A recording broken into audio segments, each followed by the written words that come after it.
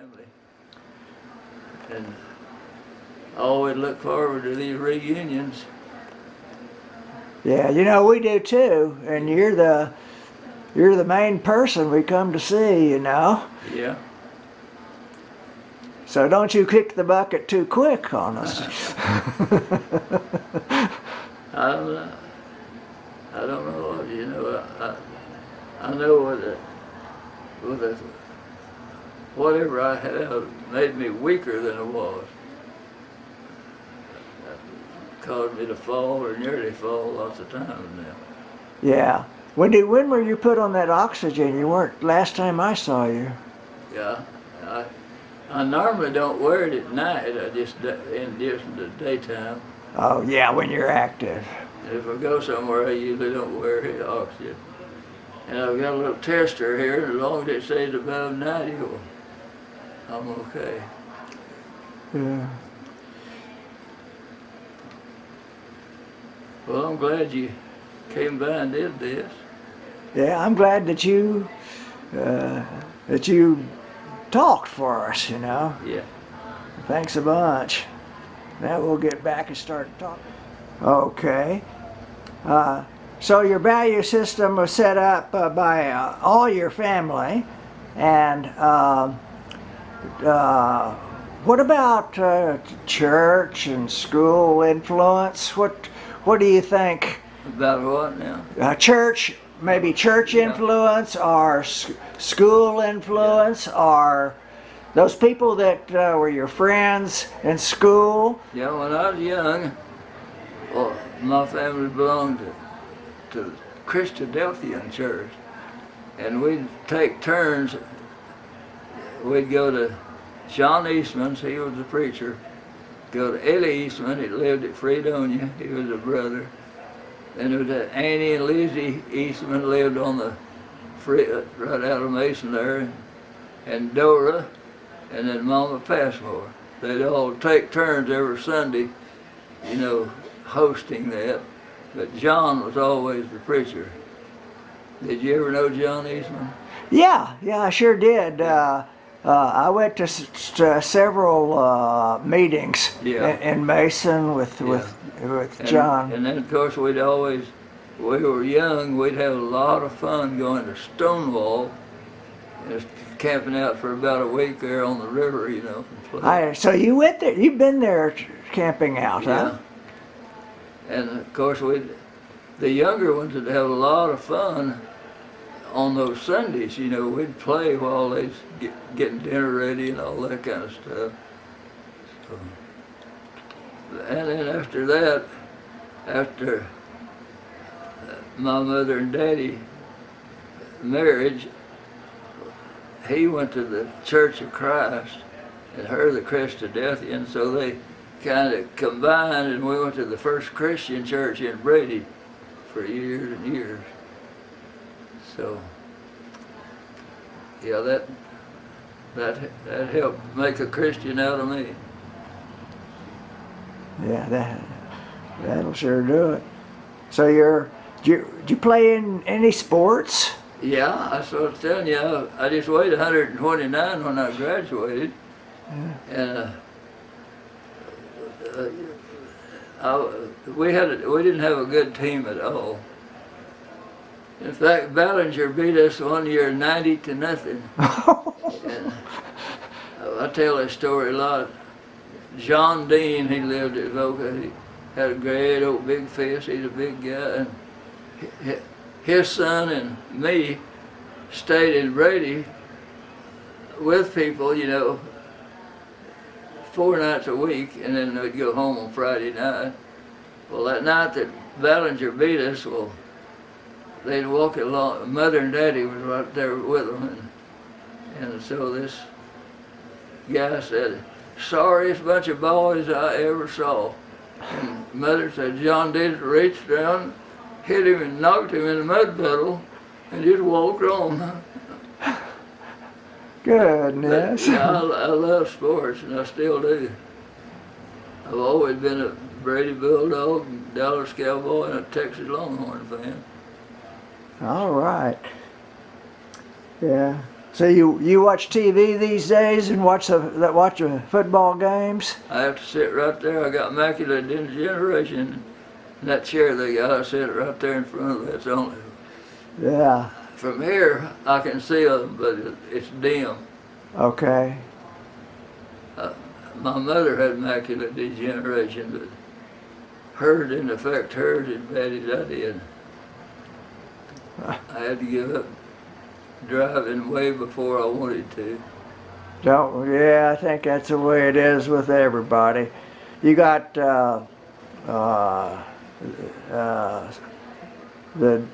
stuff that covers your lens. Yeah. What do you call it? Not glaucoma, but the other. I forget. Yeah, I think glaucoma. But when I first they said I had macular degeneration. That doctor said you'll never be totally blind, but you'll be where you can't read or anything like that, and that's where I've got to. Oh I yeah. can't read anymore. Yeah, these days they give you drops in your eyes for the pressure. I don't know. Well, they got what they call a wet type and a dry type. The wet type, they can help you. The dry type, there's no cure. And you had the dry type. I got the dry type. Oh, that sucks, I tell you. But you've done pretty good in your life. How old are you now? Going on 95, 94 now, and 94 and 3/4. Carol and I were married 60 and a half years.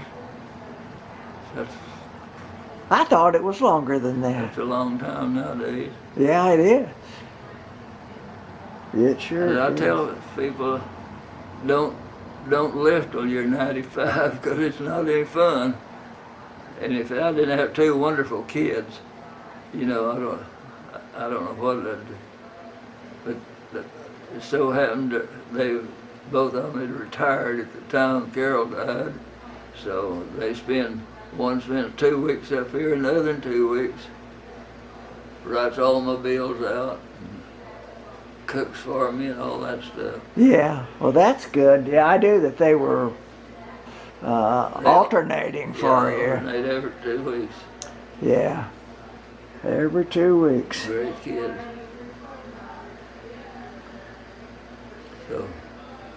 So that's the part of life that you didn't care for, huh? The last several years, I was in good health through about 91, I guess. Yeah.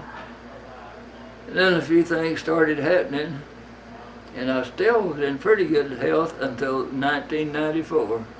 Things started going wrong. I fell, lost that finger, and I had cellulitis on my legs. It took a long time, and now this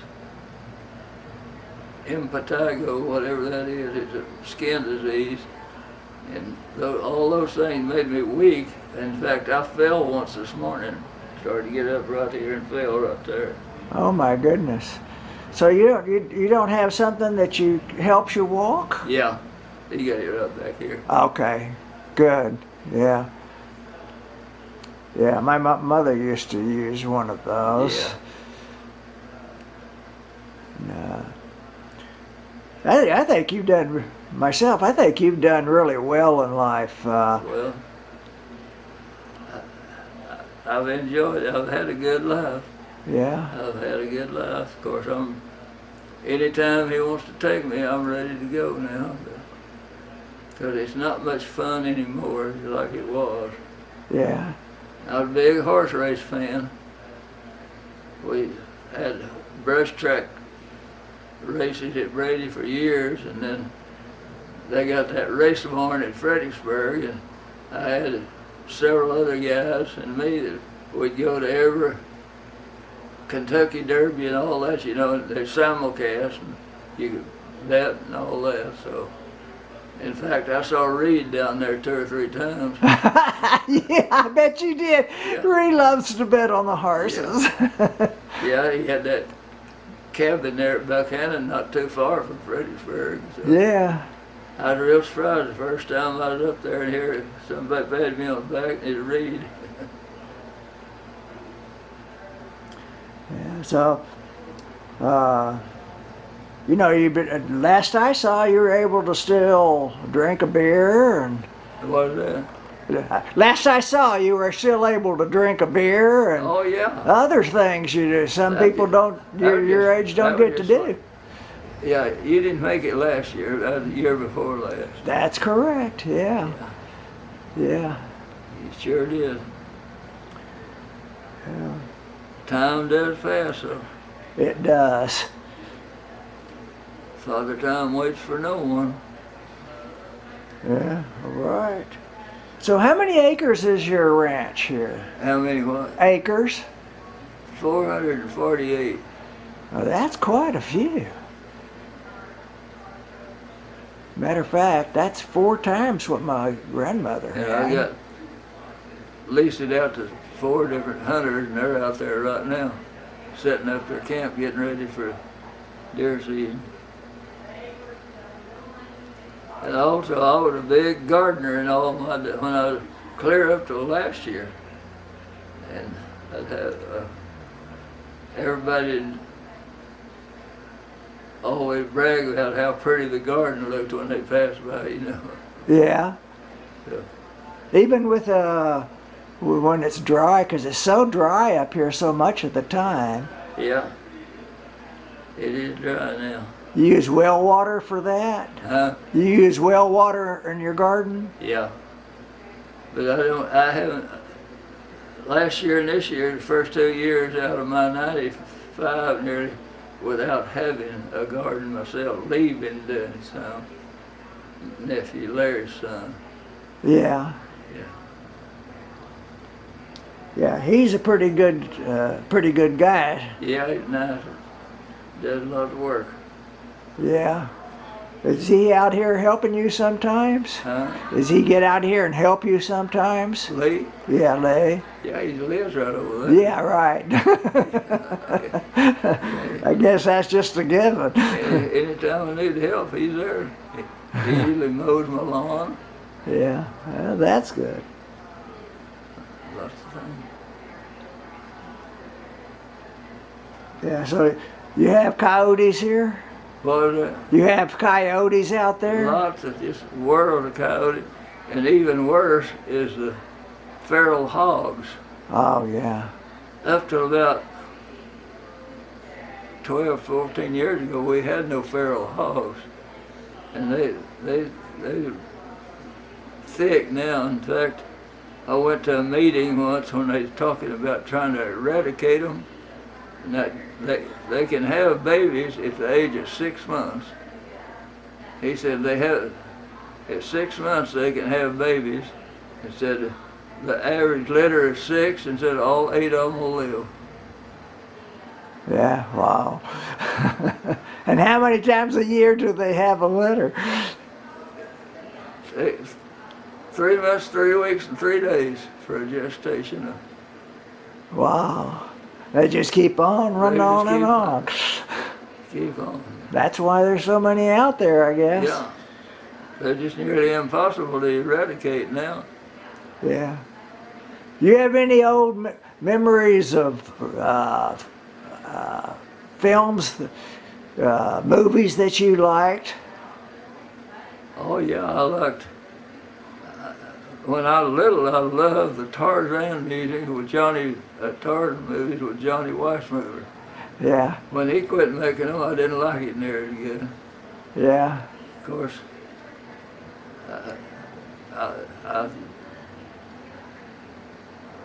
when I was little, they'd send us to the radio theater, and it'd always be a double feature. And they just went to town once a week, dirt road. We'd usually go through the double feature twice on that. All right. They'd give us a quarter, 10 cents to get in, 10 cents for a hamburger, and a nickel for either a Coke or a popcorn. Yeah. A quarter about a lot then. About what year would that be? About What year? yeah, about 1950s or No, it was earlier than that, probably 1940. okay. Yeah. So, did you have a favorite cartoon character? Yeah, I like the Three Stooges Yeah. and Wile E. Coyote. And we were just talking about Christine's mother's name they named her Clarabelle. And that was a little comic thing, and she didn't like that name Clarabelle, and so she legally changed her name to Clara. Yeah. Yeah, I heard that, and I didn't. I never knew that she was Clarabelle. Yeah, she was named Clarabelle, and of course I had to thank Clarabelle the cow, and she didn't like that at all. Yeah. Well, anything else that you I can't think anything. I think that gets some good. And we had a real tough teacher in Brady, Miss Barfoot, and her English in high school was tougher than it was in college. Oh heck! I forgot to press a button on this. I forgot to press a button on here, and all that we've done. Yeah. None of that got recorded. No, So, but that's all right. Yeah. Yeah. To say some more about your childhood and your school and your funny things maybe happened to you. School is a lot different now, right? Yeah. Well, of course, my mother taught school at Voca, and she started me just kind of being a babysitter at 5 years old. So they called it the low first and the high first. So I had to spend 2 years in the first grade because she'd take me along just as a babysitter, And of course, I loved the school at Voca. We had recesses at 10:30 and 2:15. We had a dog. We'd chase rabbits out there on the thing. But anyway, the old superintendent went off his rocker, went crazy, and they sent from the 8th grade on to Brady schools, and that was terrible. We didn't have recesses up there, but anyway, I got through that into high school. Yeah. So the high school was in Brady? Yes. You take a bus to Brady? You'd be surprised how many miles of a morning I would ride to get to. I would get on the bus right down there at the Passmore house. You know where that is? Yeah. I'd go all the way into Mason County. I can still name most of the students that we'd pick up. And we'd come around and we'd go way up pick 2 students up way up there. Anyway, it was about an hour and 30 minutes. Hour and 30 minutes to get there, and then an hour and 30 minutes to get back? No, I'd be the first off coming back, thank goodness. Oh, yeah. So, An hour and a half to get to get there because of all the pickup, and then a few minutes, 10 minutes or something. Okay. And we had 2 buses. One of them would make the Long Valley run, and the other, Voca was considered Long Valley about 10 miles that way, Catempsy about 10 miles that way. Well, we had 2 buses. One would go nearly to Catempsy and pick them up, and then we'd meet up here at the Long Valley Lane, and one bus would bring the younger ones back to Voca, and the other ones would take us to Brady. Oh. So, in your elementary school, you remember much about your elementary school? I do, yeah, I do. I remember, you know. I know Miss Nell Flournoy that drew that picture up there. Her name was Flournoy, and she come from East Texas and to teach the Voca, and we couldn't pronounce Flournoy, so then on her, we all knew her as Miss Nell. But she had all our names on there, and she'd look at our fingernails and our teeth and all, and you either got a gold star or a black star, you know, every day. And so, but she was a good teacher. Did she ever whack you? You teachers ever whack you for being a bad boy? I got the principal. When they built the stage down there, usually in there, you know, where we usually are, and the curtains were up there on that stage.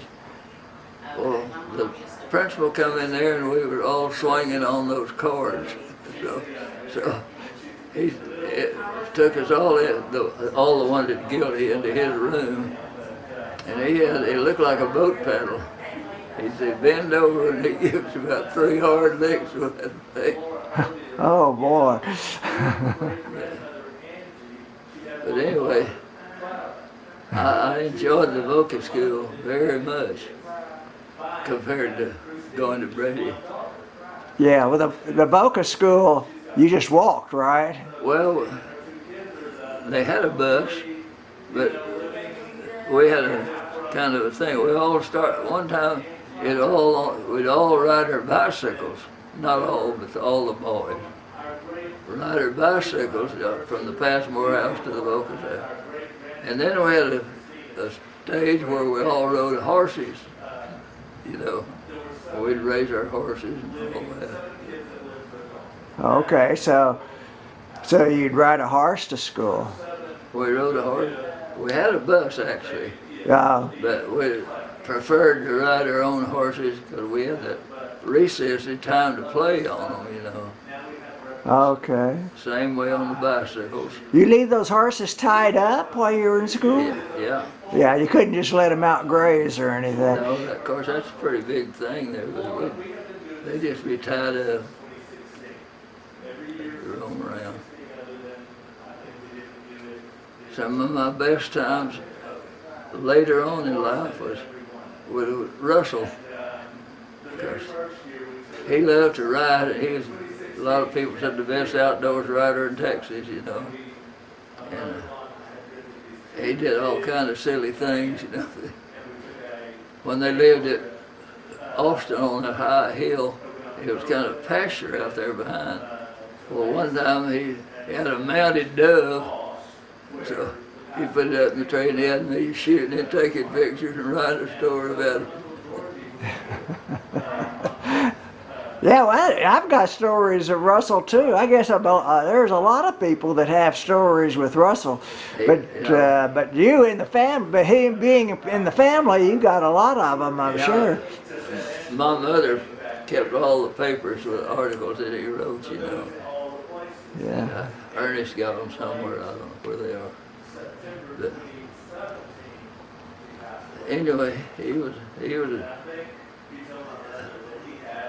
probably the best outdoors writer in Texas for sure. He was an outdoors editor, you know, at Austin American for years, and then he quit. And it was just a freelance paper for outdoor life and Field and Stream and all those things. And that's the first thing a lot of people here did, thumb through and say, an article by Russell Tinsley. So what would you say is the best thing in your life that happened? Living in the country here, you know, where I could go fishing, I could go hunting, and just do whatever I wanted to. And of course, after I'd never had a real job till I got married. I raised peanuts and had some cows and all. But then I went to work for Texas Mining. Later it became Ogilvy Norton Company, and I worked for them for 36 years. So, and I enjoyed that job very much. Oh, that's great. We'll stop there for a second. 60 when it's raining good and have a drought, we'd sell them off. And that, right now we have 18 cows because it's been so dry. Yeah. So, but anyway, I've always enjoyed that, raising cattle. You probably shot many a deer, huh? Many a deer. When we moved here, there wasn't any deer here hardly. I know Daddy saw a track right out there. He said, oh, it's a deer track. Well, it's really something. But then they got so thick they'd eat the garden up and everything.